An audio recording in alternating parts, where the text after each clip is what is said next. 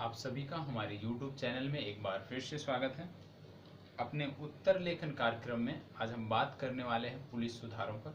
जो उत्तर लेखन कार्यक्रम हम प्रारंभ कर रहे हैं पुलिस सुधारों पर आधारित है। तो चलिए बात कर लेते हैं हमारा प्रश्न क्या है। आपको जैसे पहले मैंने बताया कि सप्ताह के 3 दिनों में आप सोमवार, बुधवार और शुक्रवार, सप्ताह के इन 3 दिनों सोमवार, बुधवार और शुक्रवार, इन 3 दिनों आपको यूपीएससी पैटर्न पर आधारित उत्तर लेखन देखने को मिलेगा, जो ज्यादातर समसामयिक विषयों पर होता है। ठीक है, समसामयिक विषयों पर आधारित उत्तर लेखन कार्यक्रम सप्ताह के 3 दिनों सोमवार, बुधवार और शुक्रवार को देखने को मिलेगा। सप्ताह के अतिरिक्त 3 दिनों जो हैं शनिवार तक, जो भी मंगलवार से शनिवार तक जो 3 दिन होते हैं, इसमें क्या देखने को मिलेगा? इसमें आपको एमपी विशेष एमपीपीएससी स्पेशल जो सिलेबस है, जो पाठ्यक्रम है, उस पर आधारित उत्तर लेखन देखने को मिलेगा। तो चलिए प्रारंभ करते हैं।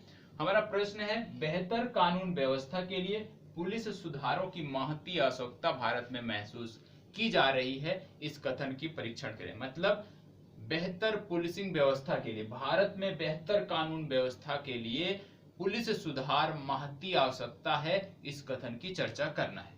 अब प्रश्न में कहा गया है कि कथन की चर्चा करना है, फिर आपको दोनों पक्षों पे लिखना है भैया, क्यों आवश्यक है, क्या समस्याएं हैं, समस्याएं क्या है, क्यों आवश्यक है, इन सारी चीजों पर डिटेल में लिखना है। तो सबसे पहले आप जानते हैं कि किसी भी राज्य में कानून व्यवस्था और शांति बनाए रखने की जो जिम्मेदारी होती है वो पुलिस प्रशासन पर होती है। तो किसी भी राज्य विशेष में, प्रस्तावना में आप शुरुआत करेंगे कैसे, किसी भी राज्य विशेष में शांति व्यवस्था और कानून व्यवस्था एवं शांति को बनाए रखने की जिम्मेदारी स्थानीय पुलिस प्रशासन पर होती है। और आप जानते हैं कि जो पुलिस है वो राज्य सरकार के अंतर्गत आता है। ठीक है, लेकिन आप यह भी जानते हैं कि मौजूदा समय में पुलिस के समक्ष, पुलिसिंग व्यवस्था के समक्ष, भारतीय पुलिसिंग व्यवस्था के समक्ष बहुत सारी चुनौतियां भी हैं, बहुत सारी समस्याएं भी हैं, जिसकी वजह से पुलिस पर सवाल खड़े किए जाते हैं, व्यवहार में पुलिस पर आरोप लगाए जाते हैं, प्रश्न किए जाते हैं, प्रश्न पूछे जाते हैं। क्यों? उसमें कुछ कमियां हैं। अब क्या कमियां हैं, उसके बाद यदि हम बात करें कि कमियां क्या है, किन आधारों पर कमियां हैं, तो सबसे पहले आप क्या शुरुआत करेंगे? प्रस्तावना से। प्रस्तावना में आप बताएंगे, राज्य में कानून व्यवस्था एवं शांति को बनाए रखने में स्थानीय पुलिस प्रशासन का बेहद महत्वपूर्ण योगदान होता है, या स्थानीय पुलिस प्रशासन की महती भूमिका होती है। इतना आपने बता दिया। वर्तमान समय में भारतीय पुलिसिंग व्यवस्था बहुत सारी समस्याओं से, चुनौतियों से जूझ रही है। वर्तमान समय में अक्सर देखने को मिलता है कि पुलिस पर प्रश्न चिन्ह लगते हैं, पुलिस के कार्रवाइयों पर, पुलिस के गतिविधियों पर प्रश्न चिन्ह लगाए जाते हैं, जिनके पीछे कुछ कारण भी हैं। ठीक है, अब आइए उनकी बात कर लेते हैं। प्रस्तावना में आपने सारी चीजें लिख दिया कि वर्तमान समय में पुलिस व्यवस्था क्या है, पुलिस किस तरह से राज्य विशेष में शांति बनाए रखने में योगदान देती है, उन सब के बारे में आपने लिख लिया। और अब आप बताएंगे कि किस तरह से व्यवहार में चुनौतियां हैं। अब उसी व्यवहार में जो चुनौतियां देखने को मिल रही है, क्यों? क्योंकि वर्तमान समय में लोग पुलिस की कार्य प्रणाली, उनकी व्यवहार पर प्रश्न चिन्ह करते हैं। तो ऐसा क्यों है? वर्तमान समय में यदि देखें तो भारतीय पुलिस जो है, हमारी जो पुलिस है राज्य विशेष की, ये नागरिकों के उम्मीदों पर खरा नहीं उतर पा रही है, नागरिकों के उम्मीदों को पूरा नहीं कर पा रही है। क्यों नहीं कर पा रही है? और जब नहीं कर पा रही है तो उस पर प्रश्न चिन्ह लगते हैं। क्यों नहीं कर पा रही है? क्योंकि आप जानते हैं कि भारत में राज्यों में जो पुलिस व्यवस्था है, जो पुलिस प्रशासन है, उसके कोई ड्यूटी का समय निर्धारित नहीं है।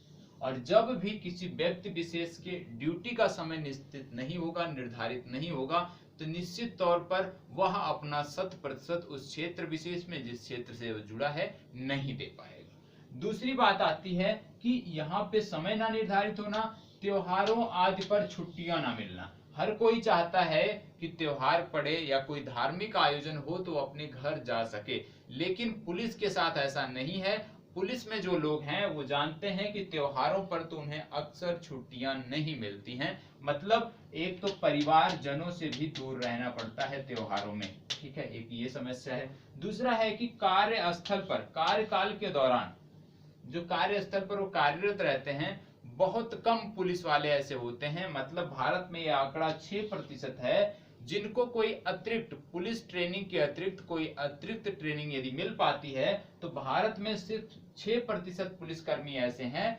जिनको कार्यकाल के दौरान अतिरिक्त ट्रेनिंग मिल पाती है कि कैसे जनता से व्यवहार करना है, कैसे आगामी चुनौतियों से निपटना है। ठीक है। और एक बहुत बड़ी समस्या क्या है भारत में, प्रत्येक वर्ष लगभग 500 से 800 पुलिस के जवान हैं, पुलिस के कर्मी हैं जिनकी मृत्यु होती है ड्यूटी पर, मतलब विभिन्न प्रकार की गतिविधियों में। आप जानते हैं कहीं दंगा हो गया, कहीं आंतरिक सुरक्षा से संबंधित कहीं चुनौती हो गई, तो इस प्रकार के माहौल में प्रत्येक वर्ष पूरे भारत में 500 से 800 पुलिस कर्मियों की मौत होती है। वैश्विक स्तर पर यह आंकड़ा 8 से 10 होता है, लेकिन भारत के स्तर पर यह वैश्विक की बात करें, वैश्विक स्तर पर लगभग 100 गुना ज्यादा है। मतलब यदि पूरे विश्व में 8 से, विभिन्न यूरोपीय देशों में देख लीजिए, अमेरिका में देख लीजिए, तो वर्ष में 8-10 से 10 पुलिस कर्मियों की मौत होती है विभिन्न गतिविधियों में ड्यूटी के दौरान, लेकिन भारत में यह 500 से 800 होता है। तो पुलिस के व्यवहार में जैसा हम चाहते हैं हमारे अनुरूप पुलिस व्यवहार क्यों नहीं कर पाती है, क्योंकि उसके पीछे इतने सारे कारण हैं जो उनको अपना 100% ड्यूटी पर नहीं देने देती है, जिसके कारण पुलिस को 100% देने में रुकावट आती है। एक परिप्रेक्ष्य में आपने इसको देख लिया। अब और बात करें हम इसी के आगे, देखिए इसको पैरा वाइज लिखना है, आप 2 पैरा वाइज में लिख सकते हैं, 3 पैरा में डिवाइड कर लिख सकते हैं। फिर यदि हम बात करें कि आप जानते हैं कि अंतरराष्ट्रीय स्तर पर जो मानक है पुलिस का, वो है कि प्रति 1 लाख जनसंख्या पर कम से कम 222 पुलिसकर्मी होने चाहिए। लेकिन भारत में क्या मानक है कि 189 पुलिसकर्मी प्रति 1 लाख जनसंख्या पर होने चाहिए। लेकिन समस्या तब आ जाती है जब ये जो 189 स्वीकृत है, इसमें से भी 35% पद रिक्त होते हैं। मतलब एक तो वैश्विक स्तर पर जो रिपोर्ट है कि 222 होने चाहिए, उससे कम हमने स्वीकृत किया है, और जो स्वीकृत किया है उसमें से भी लगभग 35% रिक्त हैं। तो यह समस्या और बढ़ जाती है, किस तरह से जो लोग कार्य कर रहे हैं उन पे अतिरिक्त बोझ होता है कार्यस्थल पर, उसकी समस्या आपको समझना होगा कि क्यों उनके व्यवहार में अंतर होता है। दूसरी बात करें तो भारत में जो पुलिसकर्मी हैं उनके लिए वाहनों की पर्याप्त उपलब्धता नहीं है। कई सारे राज्य ऐसे हैं जिनमें पुलिसकर्मियों को सही रूप से यदि देखें, सुचारू रूप से ड्यूटी करने के लिए, कार्यस्थल पर गतिशील रहने के लिए वाहनों की जो जरूरत होती है उस अनुरूप वाहन नहीं है। यदि वाहन है भी तो उस क्वालिटी के नहीं है कि उससे बेहतर पुलिसिंग की जा सके।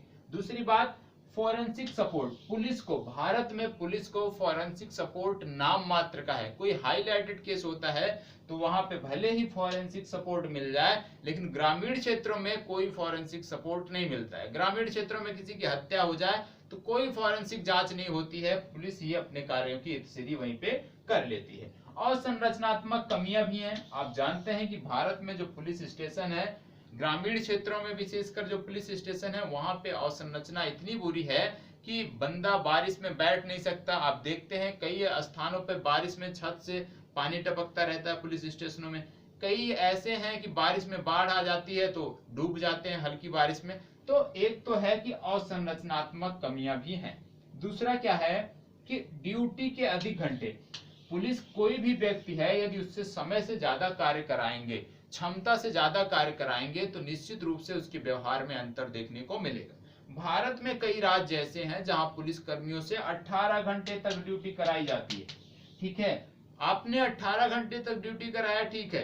कुछ राज्य ऐसे हैं बहुत कम जो इस 18 मतलब अतिरिक्त घंटे का उनको पैसा भी देते हैं। ठीक है, अतिरिक्त घंटे की उनकी सैलरी अतिरिक्त देते हैं। लेकिन कुछ राज्य ऐसे भी हैं जहां पे कोई अतिरिक्त सैलरी नहीं दी जाती है, ओवर टाइम कार्य कराया जाता है। दूसरी चीज यदि हम देखें, बिहार राज्य में कई पुलिस स्टेशन ऐसे हैं जहां पे 1 से 2 ही पुलिसकर्मी स्वीकृत हैं। 1 से 2 ही पुलिसकर्मी पूरे क्षेत्र विशेष को देखने की जिम्मेदारी उन पर होती है।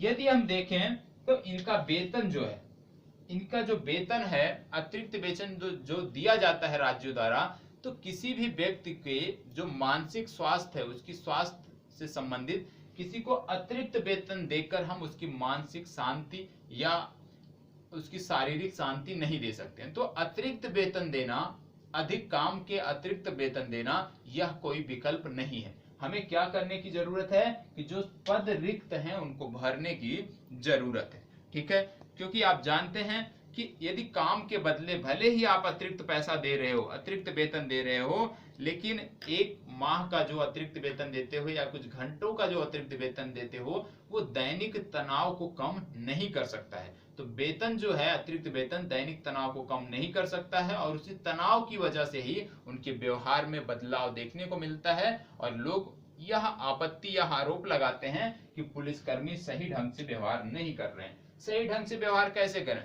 जब आप उनकी चिंता नहीं कर रहे हो, सरकारें उनकी चिंता नहीं कर रही हैं, मानसिक तनाव से जूझ रहे हैं, परिवार से दूर हैं, बहुत सारी समस्याएं उनको घेरे रहती हैं। तो ऐसे में यह उनसे उम्मीद करना कि वो हमसे मित्रवत फ्रेंडली व्यवहार करें, यह नहीं हो सकता है।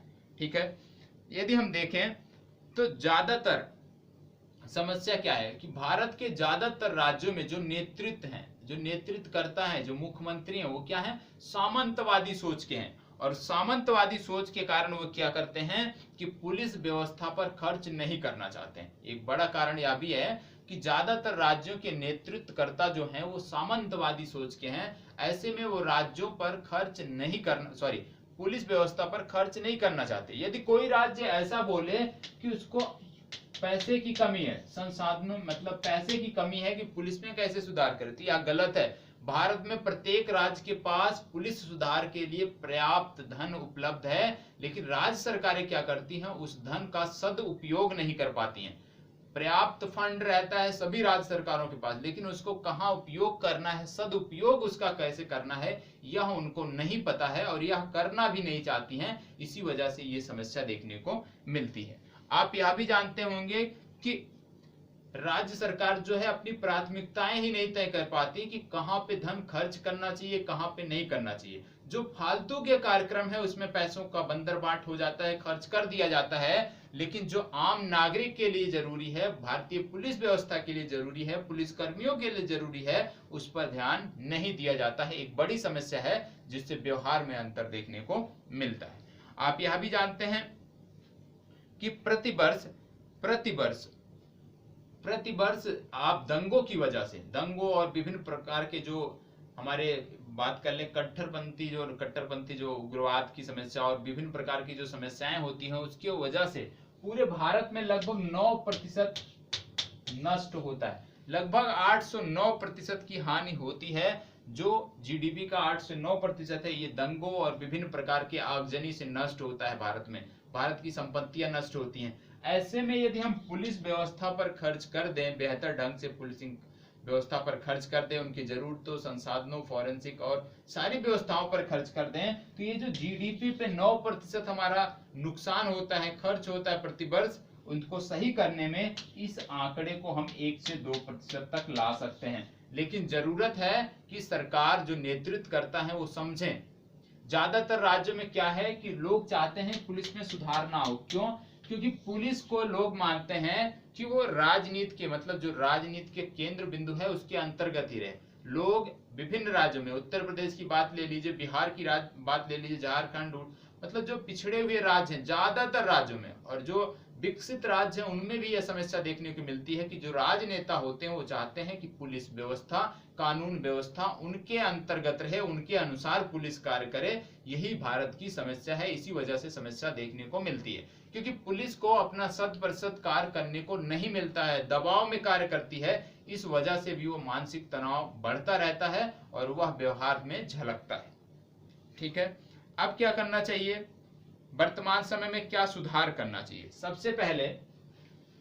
सबसे पहले यदि हम चाहते हैं कि जो पुलिसिंग व्यवस्था है, भारत में जो पुलिसिंग व्यवस्था है वो बेहतर हो, पुलिस कर्मियों का व्यवहार आम जनता से, फरियादियों से बेहतर हो, मित्रवत हो, फ्रेंडली हो, इसके लिए सबसे पहले क्या करने की जरूरत है कि जो पुलिस के अतिरिक्त घंटे की जो हम ड्यूटी कराते हैं उसको हम कम कराएं।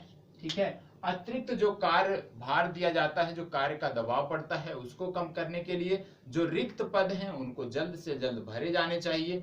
और यदि नहीं भर पा रहे हैं तो हमें जो हमारी सेवानिवृत्ति की आय है उसको बढ़ा देना चाहिए कुछ वर्षों तक, जिससे यह समस्या दिन प्रतिदिन, जैसे आप जानते हैं प्रति वर्ष कुछ लोग सेवानिवृत्त होते हैं तो वह पद और रिक्त होता है, उस अनुपात में हम जब रिक्तियों को भर नहीं पाते हैं तो ये जो गैप है ये और बढ़ता जाता है। तो इसके लिए हम क्या कर सकते हैं, सेवानिवृत्त की आय को बढ़ा सकते हैं कुछ वर्षों के लिए, जब तक यह समस्या दूर नहीं होती। दूसरी बात यह है कि पुलिस कर्मियों की जो पर्याप्त संख्या है उसको उपलब्ध कराई जाए, और पुलिस कर्मियों को आवश्यक जब भी उनको छुट्टी की आवश्यकता हो, मान लीजिए महीने में साप्ताहिक रूप से ना देख सकते हैं तो महीने में कम से कम 2 से 3 छुट्टी प्रत्येक पुलिस कर्मी को मिलनी चाहिए। इस अनुपात में हमें अपने पुलिस कर्मियों को रखना है, क्षेत्र विशेष में पुलिस कर्मियों को रखना है कि प्रत्येक महीने कम से कम 2 से 3 छुट्टी भी उनको मिल सके, जिसकी जो उनसे मानसिक तनाव की जो स्थिति है उनकी, उसको कमतर किया जा सके। और क्या किया जा सकता है कि सबसे पहले जरूरत है कि पुलिस को राज्य प्रशासन राजनेताओं को जो दबाव है उससे मुक्त किया जाए, जिससे पुलिस बेहतर ढंग से हमारी पुलिस कार्य करने में सक्षम है लेकिन उसको कार्य नहीं करने दिया जाता है, उसको अपने 100% नहीं देने दिया जाता है, ऊपर राजनेता बैठे होते हैं उनका दबाव पड़ता है। तो हमें जरूरत है कि एक अलग विंग बनाई जाए कि वहां पे राजनेताओं का कोई दबाव ना हो और पुलिस जो है निष्पक्ष तरीके से कार्य करे, इस तरह की व्यवस्था बनाने की जरूरत है। तीसरी बात क्या है कि अवसंरचना विकास, पुलिस कर्मी जहां रहते हैं, जहां पे ड्यूटी करते हैं, ड्यूटी स्थल कार्यस्थल पर अवसंरचना विकास की जरूरत है, उनको पर्याप्त वाहन उपलब्ध कराने की जरूरत है, पर्याप्त आवश्यक सामग्रियां उपलब्ध कराने की जरूरत है। दूसरी बात, यदि आप चाहते हैं कि कानून व्यवस्था बेहतर हो तो सबसे पहले पुलिस को 2 विंग में बांटिए। क्यों 2 विंग में बांटना है, आप जानते हैं कि भारत में जब भी कोई मूवमेंट होता है किसी राजनेता का, यदि आपके जिले में कोई मंत्री आ गया, ठीक है, कोई सांसद दौरे पर है, तो क्या होता है, उससे संबंधित जो भी थाने होते हैं उनकी पुलिस की जिम्मेदारी होती है कि इन साहब को सुरक्षा दी जाए, इनके जो है मूवमेंट कराई जाए। तो पुलिस का जो काम है वो मूवमेंट का नहीं है, उसको कानून व्यवस्था बनाए रखनी है। तो 2 विंग में बांटने की जरूरत है। एक विंग ऐसी हो जो कोई धार्मिक आयोजन हो या राजनीतिक आयोजन हो तो उसको किस तरह से क्रियान्वित कराना है उस पर ध्यान दे, लेकिन एक अलग विंग हो जो आपराधिक घटना हो, सिर्फ उसका संबंध क्या हो कि अपराध को कैसे रोका जाए, अपराधी को कैसे पकड़ा जाए, सिर्फ और सिर्फ उसका ध्यान कानून व्यवस्था पर हो। तो 2 विंग में बांटिए, एक को आप कर दीजिए आयोजन से संबंधित, धार्मिक आयोजन, राजनीतिक आयोजन, राजनेताओं का मूवमेंट, इससे संबंधित गतिविधियों के लिए एक अलग विंग बांट दीजिए जो सिर्फ अपराध और अपराध को कैसे नियंत्रित किया जाए उस पर कार्य करे। इसके लिए इसको आपको सपोर्ट भी देना होगा, फॉरेंसिक सपोर्ट देना होगा, ठीक है। ज्यादा से ज्यादा जो मामले होते हैं उनकी फॉरेंसिक जांच होनी चाहिए। इस तरह से हमें अपने पुलिस बलों को सक्षम बनाने की जरूरत है, ठीक है। तो ओवरऑल क्या जरूरत है भारत में, ड्यूटी के अधिक घंटे, कार्यस्थल पर दबाव, इस तरह की जो समस्याएं हैं उससे पुलिस जो है टूट जाती है और वही चीज उनके व्यवहार में झलकता है कि जिस अनुरूप जिसकी आपको जो होती है कि आप चाहते हैं कि पुलिस आपसे ऐसे व्यवहार करे, मित्रवत व्यवहार करे, आपकी समस्याओं को अच्छे से सॉल्व करे, सुने, तो उसके लिए जरूरत है कि हम उनकी भी चिंताओं का ध्यान रखें, उनकी भी सुविधाओं का ध्यान रखें। इसके लिए राज्य सरकारों को सोचने की जरूरत है, राज्य सरकारों को कदम उठाने की जरूरत है, क्योंकि यदि हम चाहते हैं कि कानून व्यवस्था की बेहतर स्थिति बनी रहे तो निश्चित रूप से पुलिस को हमें पूरा सपोर्ट देना होगा, उनको पूरी स्वतंत्रता देनी होगी कार्यस्थल पर कि दबाव मुक्त कार्य कर सकें, ठीक है। यदि वो पुलिस को दबाव मुक्त कार्य करने का 6 महीने यदि पूरे भारत में पुलिस को दबाव मुक्त कार्य करने का अवसर मिल जाए तो निश्चित रूप से अपराध और अपराधी दोनों पर लगाम लगेगी। तीसरी बात क्या है कि इनका वेतन बहुत कम है, इसमें भी जरूरत है कि सुधार हो। पुलिस कर्मियों का जो वेतन है उसमें भी सुधार की जरूरत है। क्यों जरूरत है, क्योंकि जब वेतन कम होता है, आप कार्य ज्यादा लेते हो, इतनी सारी चिंताएं होती हैं, इतना सारा टेंशन होता है, मानसिक दबाव होता है, तो इससे क्या होता है, ये रिश्वत लेना इनकी मजबूरी हो जाता है। तो आप वेतन इनका इस तरह से करो, इनके परिवारजनों को इस तरह की सुविधाएं दी जाए, स्वास्थ्य सुविधाएं, शिक्षा सुविधाएं इस तरह की दी जाए कि इनको जो अतिरिक्त खर्चे हैं उसके लिए रिश्वत लेने की जरूरत ना पड़े, वो राज्य सरकार, संबंधित राज्य सरकार पूरा कर दे। इनका वेतन कुछ बढ़ाया जाना चाहिए। ठीक है, तो इस तरह की जो समस्याएं हैं वो आपको इस आंसर में बताना था, इस उत्तर में लिखना था। और निश्चित तौर पर यदि आप ऐसा लिखे होंगे तो निश्चित तौर पर आपका उत्तर एक बेहतर उत्तर होगा। कल फिर मिलते हैं राज्य विशेष के प्रश्नों को लेकर, क्योंकि कल मंगलवार है तो कल के दिन हम राज्य विशेष के प्रश्न को देखेंगे, वो भी मध्य प्रदेश राज्य विशेष को। तो हमारे साथ इसी प्रकार से बने रहें और वीडियो को ज्यादा से ज्यादा लोगों तक शेयर करें, जिससे जल्द से जल्द एक नया प्लेटफॉर्म बनाने में मदद मिल सके। यदि आप चाहते हैं कि आप तक ऐसे ही कार्यक्रम निरंतर चलते रहे तो आपको भी कुछ सहयोग करना पड़ेगा। सहयोग क्या है कि खुद सब्सक्राइब करें, दोस्तों को सब्सक्राइब कराएं और अन्य मित्रों को भी बताएं कि यदि आप तैयारी करना चाहते हैं यूपीएससी या मध्य प्रदेश राज्य विशेष की, तो आप आजाद एमपीपीएससी चैनल को सब्सक्राइब करिए। तो यहीं पे अपनी चर्चा समाप्त करते हैं। धन्यवाद।